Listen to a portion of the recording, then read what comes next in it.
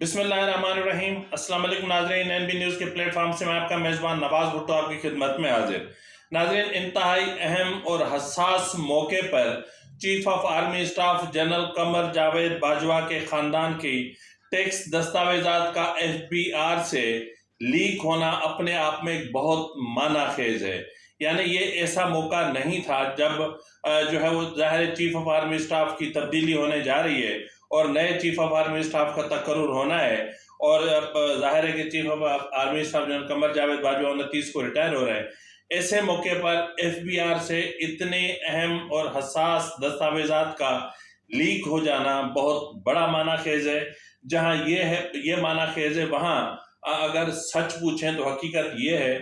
کہ جب جرنلز کے درمیان اختیارات کی جنگ چھڑ پڑتی ہے،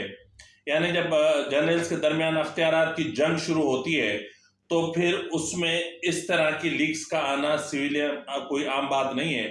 کیونکہ اس طرح کی دستاویزات لیکس کرنا سویلینز کے بس کی بات نہیں ہے کم سے کم۔ یعنی کچھ سویلینز اپنے طور پر یہ چیزیں نہیں کر سکتا، تاہم جو ہے وہ اب یہ سوچنا چاہیے آنے والے چیف آف آرمی اسٹاف کو بھی اور جانے والے چیف آف آرمی اسٹاف کو بھی کہ ریئل میں پاک فوج میں ڈرٹی ہیری کون ہے۔ اس ڈرٹی ہیری کی نہ صرف نشاندہی ہونی چاہیے، بلکہ اگر اس طرح کے ڈرٹی ہیری کو چھوڑ دیا گیا تو پھر معاملات بہت زیادہ خراب ہو سکتے ہیں۔ ناظرین، اس معاملے پر جہاں وزیر خزانہ اسحاق ڈار نے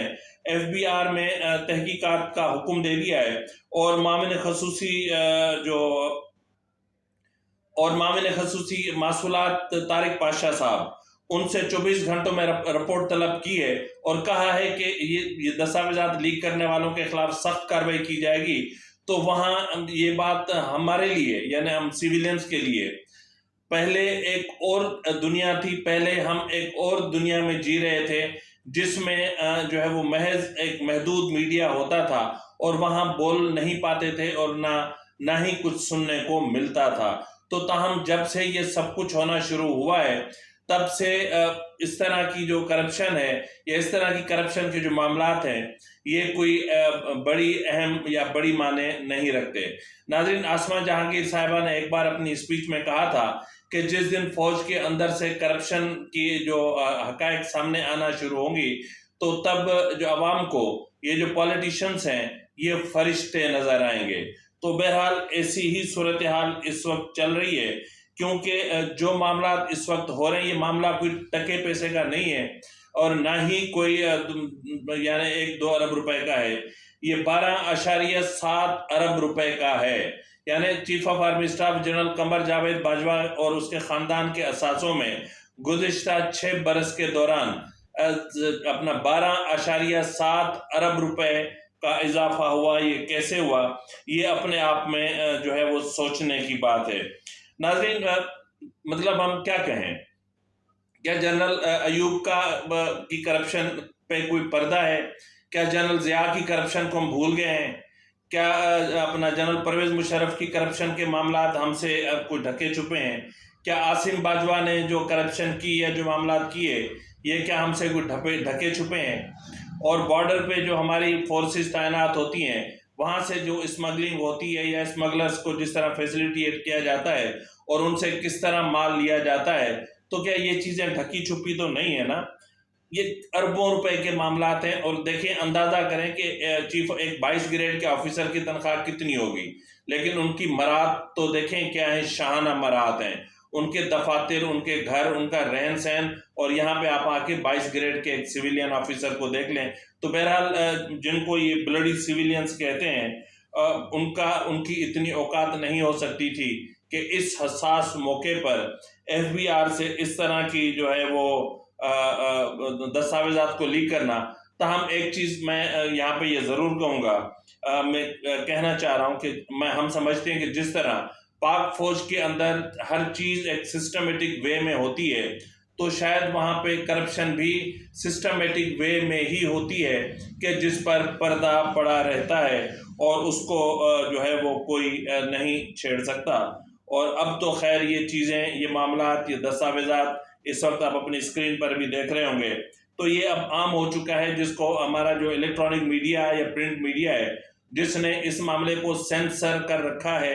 اور ان معاملات کو چھپا کے رکھا ہوا ہے، اور جس ویب سائٹ سے یہ چیز یعنی فیکٹ فوکس جیسے جو یہ چیز سامنے آئی ہے اور احمد نورانی نے جس نے یہ سٹوری کی ہے، تو اس ویب سائٹ کو بھی بلاک کر دیا گیا ہے۔ تو یہ اس طرح نہیں ہونا چاہیے۔ اگر آپ نے ایسا کچھ نہیں کیا، آپ کا دامن، آپ کا ہاتھ صاف ہیں، تو پھر آپ کو کلیئرفیکیشن دے دینی چاہیے اور آپ کے لیے عدالت کے دروازے کھلے ہیں، آپ عدلیہ سے رجوع کر سکتے ہیں۔ لیکن اس طرح جو کچھ ہو رہا ہے یا اس طرح جو کچھ کیا جا رہا ہے، یہ خود اپنے آپ میں شکوک و شبہات پیدا کر رہا ہے۔ بہرحال جو ہے جس طرح میں نے کہا کہ اس اسٹوری کے عام یعنی پبلش ہونے کی یا سامنے آنے کی جو ٹائمنگ ہے وہ اپنے آپ میں بہت معنی خیز ہے، اور اس لیے معنی خیز ہے کہ ظاہر ہے جس طرح میں نے کہا کہ ایک چیف آف آرمی اسٹاف جا رہا ہے، دوسرا آ رہا ہے، تو اس مرحلے پہ آخری گھڑی میں اب یہاں پہ سوچنے کی بات یہ ہے کہ کون تھا ایسا شخص اپنا لیفٹیننٹ جنرلز میں جو چیف آف آرمی اسٹاف بننے کی خواہش رکھتا تھا؟ وہ شخص کون تھا پاک فوج میں جو چیف مارشل لا ایڈمنسٹریٹر بننے تک بھی راضی تھا؟ وہ شخص کون تھا جو عمران خان کو لایا، عمران خان کو پروموٹ کیا، عمران خان کو کی حکومت کو چلاتا رہا، اور اپوزیشن کو یا اپوزیشن پارٹیز کو یا جن کو عمران کے ساتھ چلنا تھا ان کو ڈنڈے کے زور پر پی ٹی آئی کے ساتھ جس نے رکھا؟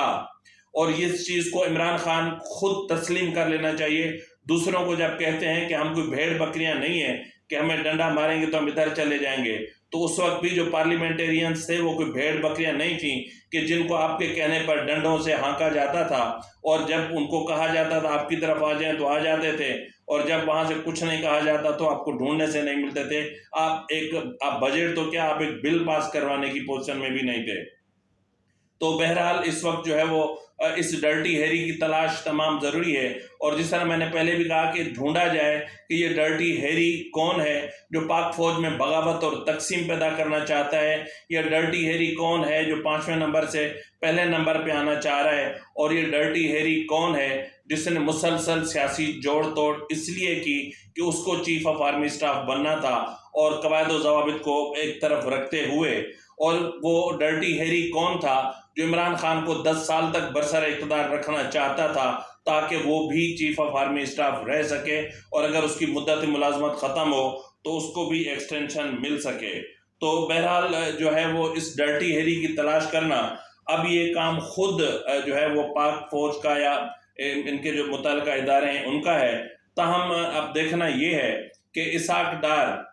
ان افراد کو کیسے ڈھونڈ نکالتے ہیں جنہوں نے یہ دستاویزات نکالے ہیں، کیونکہ یہ دستاویزات اس طرح کوئی بھی سیویلین نہیں نکال سکتا، یہ کام کسی سیویلین کا نہیں ہے۔ ایف بی آر میں ایسا کون سا بندہ گیا یا ایف بی آر کا ایسا کون سا بندہ اس ڈرٹی ہیری کے ساتھ ملا ہوا ہے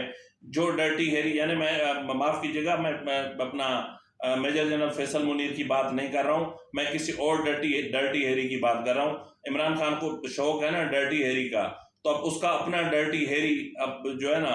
اب وہ خود ڈرٹی ہو گیا ہے۔ تو بہرحال اس وقت جس طرح میں نے کہا کہ اب یہ ان اداروں کا کام ہے کہ اب 24 گھنٹوں میں طارق پاشا اس شخص کو ڈھونڈے گا اور رپورٹ دے گا۔ یہ تو خیر میں تو حیران ہو گیا ہوں کہ طارق پاشا صاحب ایک ایسے شخص کو ڈھونڈے گا جو sitting chief of army staff کے ٹیکس گوشواروں کی تفصیلات 2012-13 سے لے کر 2021 تک کے گوشوارے اور ان کے اثاثے، ان کے ٹیکس، ان کی پراپرٹیز، ان کے جو ہے وہ اپنا فارن کرنسی اکاؤنٹس کی تفصیلات نکال کر لے جا سکتا ہے، وہ کوئی سیویلین نہیں ہو سکتا۔ ناظرین، احمد نورانی صاحب کی اس اسٹوری میں جو ذکر جو ہوا ہے وہ ہوا ہے حمید صابر مٹھو صاحب کا بھی، جو کسی زمانے میں اپنا chief of army staff general Qamar Javed Bajwa صاحب کا دوست تھا اور لاہور میں تھے، اور جب اپنا چیف آف اپنا army staff general Qamar Javed Bajwa lieutenant general بنے تھے تو ان کے اثاثے اور جو ٹیکس ریٹرنز تھے وہ زیرو تھے۔ تاہم پھر کیا ہوا، پھر کس طرح ہوا یعنی اس رپورٹ میں تفصیل سے بتا دیا گیا ہے کہ پھر مٹھو سے حمید صابر مٹھو سے جنرل قمر جاوید باجوہ کی دوستی رشتہ داری میں کیسے تبدیل ہوئی اور کس طرح ان کی بیٹی بیاہ کے ان کے گھر آئی، اور گھر آنے سے بھی پہلے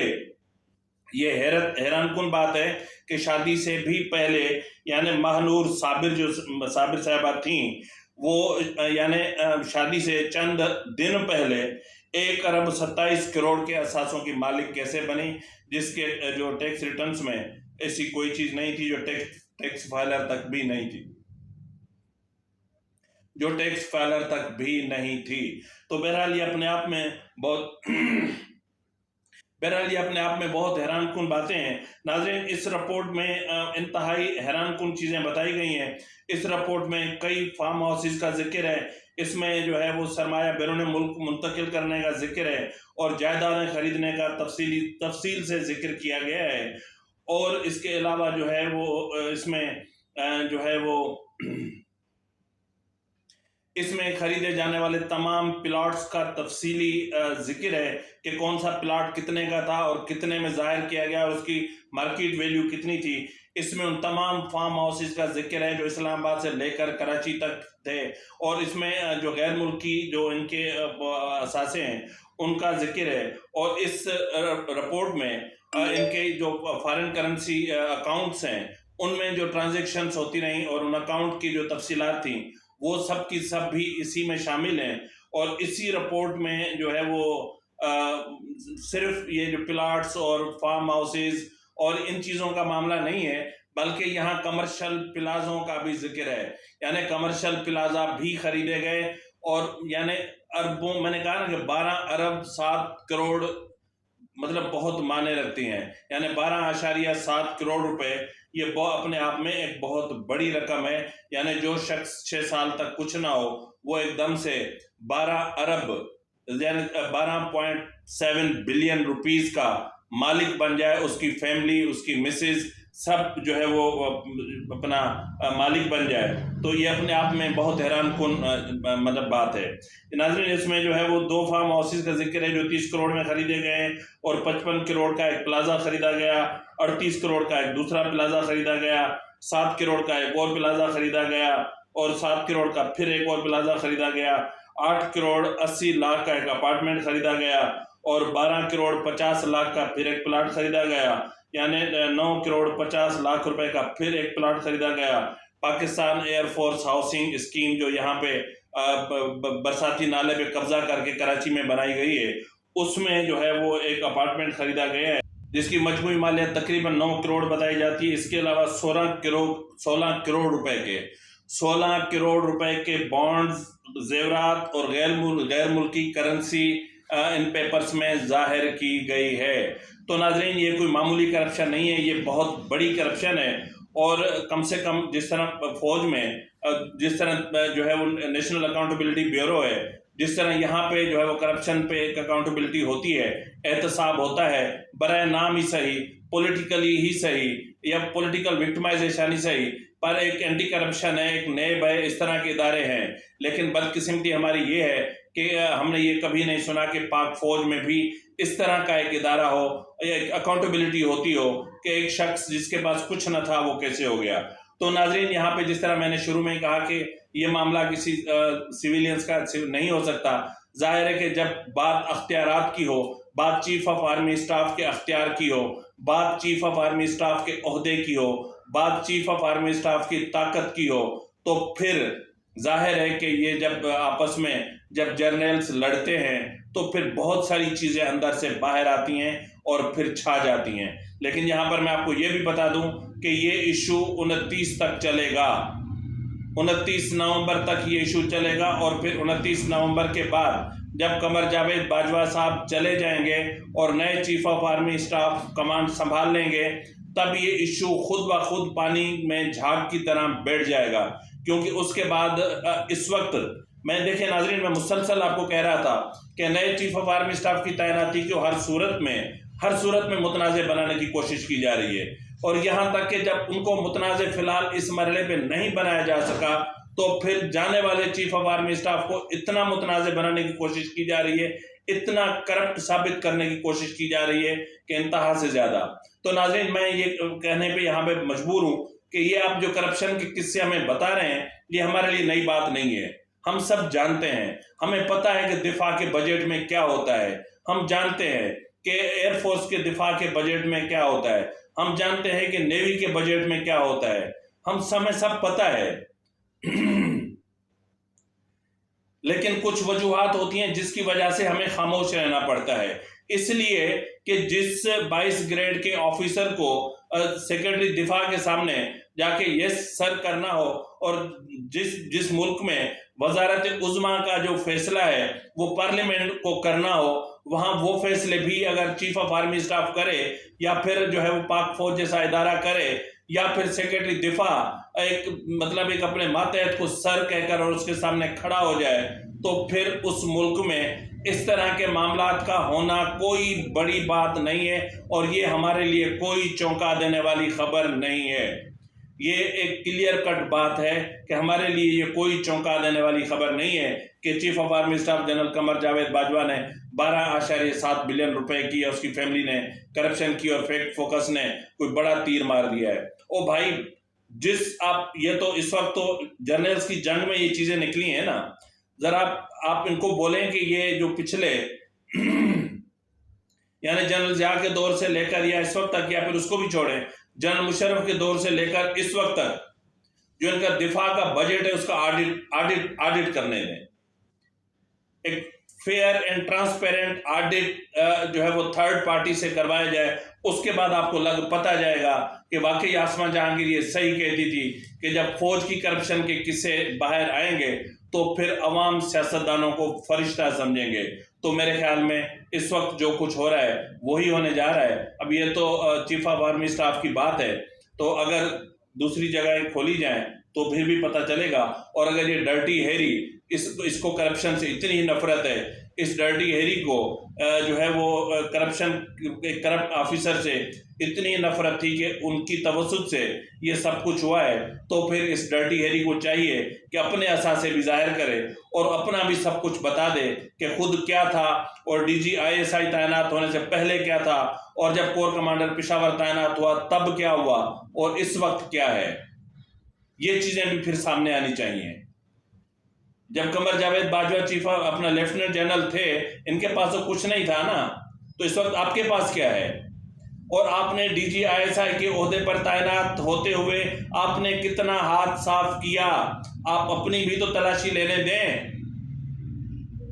تو بہرحال ناظرین, یہاں کوئی کسی کی تلاشی نہیں لے سکتا, کیونکہ ہم جو ہے ہم تو بلڈی سویلینز ہیں اور ہمارے پاس اتنا اختیار نہیں ہے, اور وہاں پہ لڑائی اختیارات کی ہے. تو اس میں اب دیکھنا یہ ہے کہ جو ہے وہ کیا ہوتا ہے. جس طرح میں نے کہا کہ 29 کے بعد یہ جو بھی معاملات ہیں یہ پانی میں جو جھاگ ہوتی ہے نا اس کی طرح یہ بیٹھ جائیں گے, اور پھر معاملہ ختم, پھر ایک نئی صبح, پھر ایک نئے ایشوز, اور پھر سب کچھ